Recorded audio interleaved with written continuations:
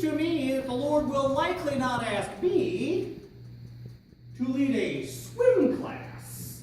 I ain't very good at swimming. I'd probably make it from the boat to the dock if it sank about 100 feet out of the run.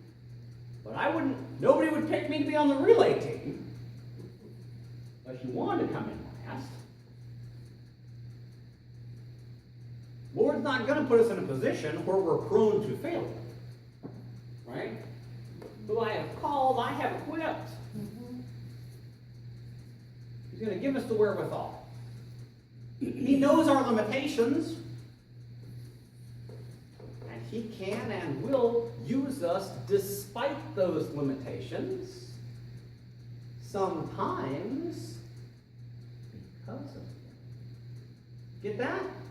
Sometimes when you say, well, Lord, I'm not the man for this job, the Lord's going to tell you two things. One, you are because I say you are, which is hard to argue. No, you are, because I say you are. I'm the boss.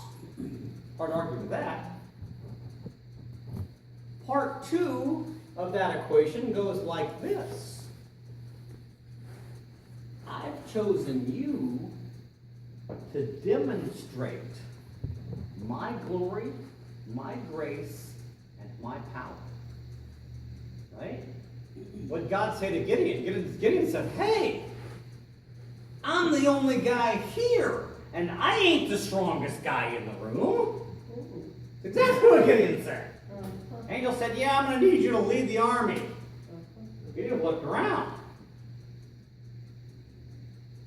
The hero from Taxi Driver, you talking to me? You must be talking to me, but I'm the only person here. But you got the wrong guy. Lord, I'm no soldier. And the Lord said, you're right, Gideon.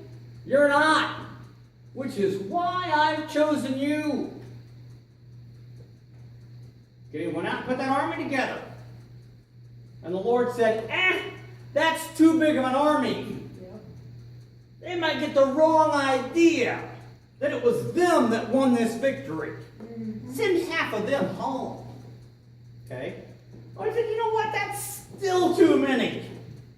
They might think that they just rose to the occasion and overcame overwhelming odds. Send more of them home.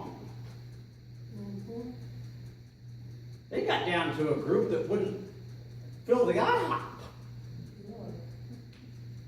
And defeated a massive army.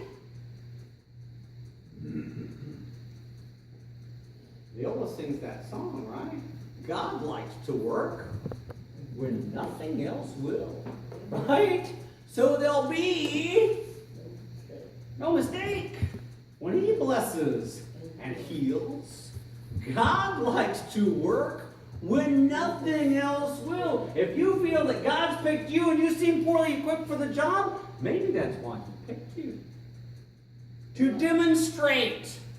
I can take this piece of clay and mold it into a pot for my service. Watch me do it. Amen. Amen?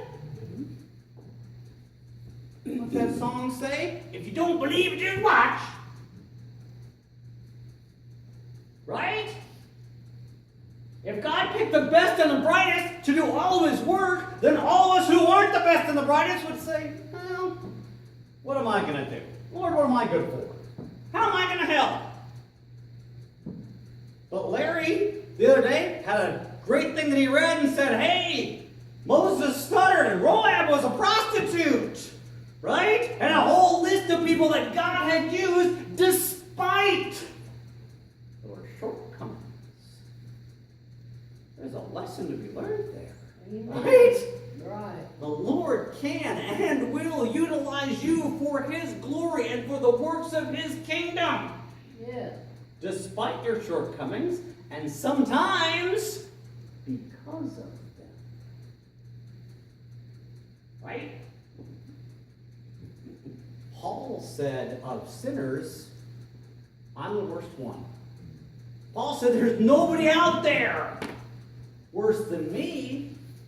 He said I act actively went out and sought out the people of Jesus and persecuted them and imprisoned them. He said, I was so zealous, I was going to travel a great distance to another country to try and find some of those Christian folks so I could make their lives miserable and put them in jail. He says, I was as wrong could be. I was as misguided could be. But God reached me. God spoke to me. God taught me and told me. You're weak, but I am strong. Paul said, when he prayed for that deliverance that he did not get, and said, God told me, my grace is sufficient. And in your weakness, I am shown strong.